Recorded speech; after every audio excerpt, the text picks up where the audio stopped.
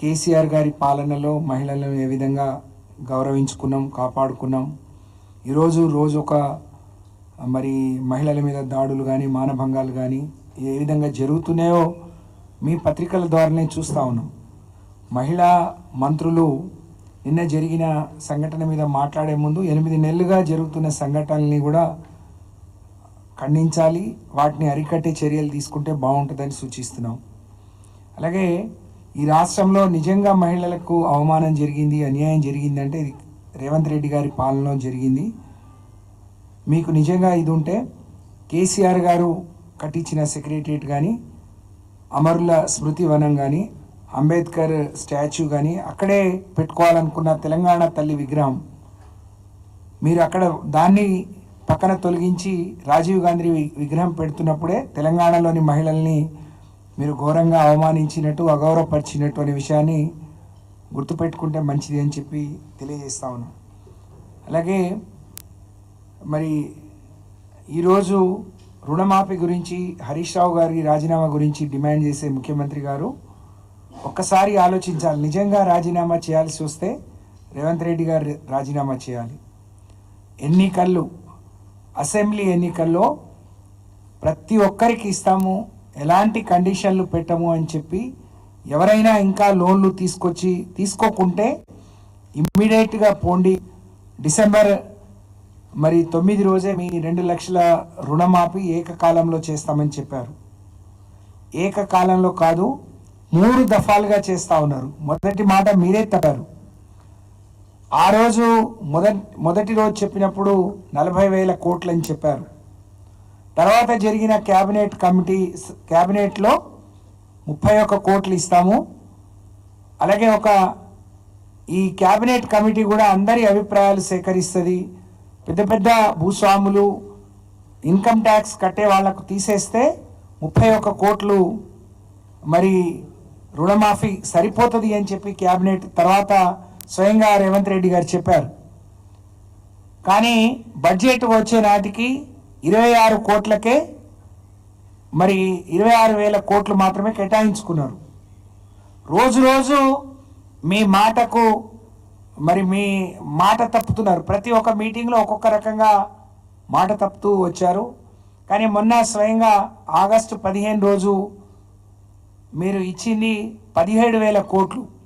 అంటే కేసీఆర్ గారు ₹1,00,000 లోపు రుణమాఫీ చేస్తే ఆ రోజున్న రైతుల సంఖ్య 32,000కు 17 కోట్లు సరిపోతే మీరు రైతు బంధు ఇవ్వకుండా మేము 2 సార్లు ఇచ్చే రైతు బంధుతో సమానమైన 17,000 కోట్లను మాత్రమే మీ మొత్తం ఎన్నికల మేనిఫెస్టో అయిన 2 లక్షల రుణమాఫీకి కేటాయించారు.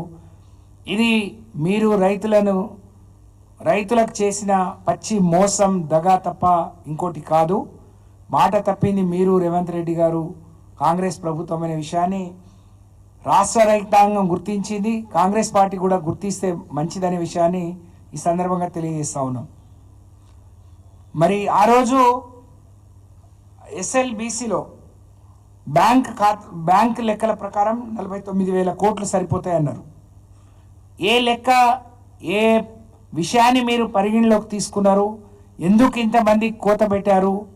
ఎందుకు ఇంతమంది రైతులకు అంటే 44% మాత్రమే రుణమాఫీ చేశారు, 56% ఎగ్గొట్టారు.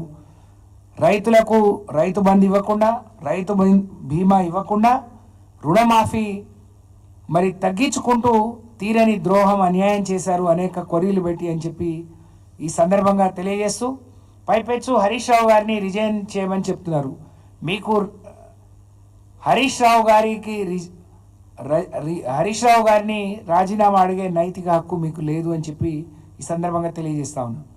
చాలా స్పష్టంగా హరీష్ రావు గారే అమరవీరుల స్తూపం దగ్గరికి వెళ్ళి మీరు ఇచ్చిన ఆగస్టు 15 గడువులోపు 2 లక్షల రుణమాఫీ రైతులందరికీ చేయండి, మీరు ఇచ్చిన 6 గ్యారంటీలోని 13 హామీలను కూడా నెరవేర్చండి, నేను రిజైన్ చేస్తాను, మళ్ళీ పోటీ కూడా చేయను అని చెప్పి చాలా స్పష్టంగా చెప్పారు.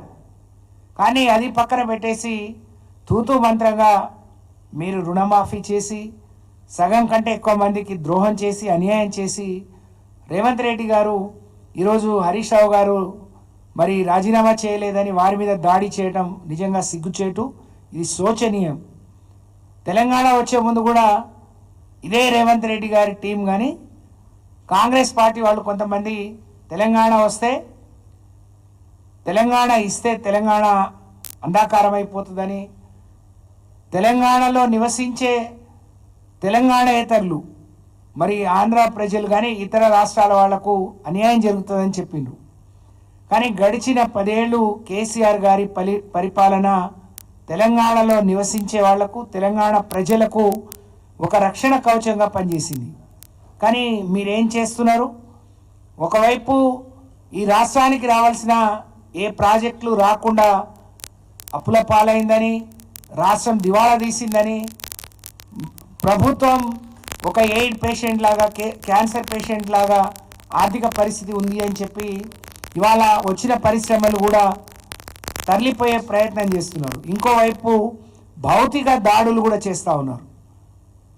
రేవంత్ రెడ్డి గారి మరి నిన్న జరిగిన హరీష్ రావు గారి కార్యాలయం మీద దాడి దీనికి ఒక ఉదాహరణ, నిదర్శనం అని చెప్పి ఈ సందర్భంగా తెలియజేస్తూ, మేమే నిజంగా కేసీఆర్ గారే అలాంటి దాడులు, అలాంటి భౌతిక దాడులు కానీ అలాంటి ఇబ్బందులు పెట్టి ఉంటే తెలంగాణ 10 ఏళ్లలో ఇంత సుభిక్షంగా ఉండేదా?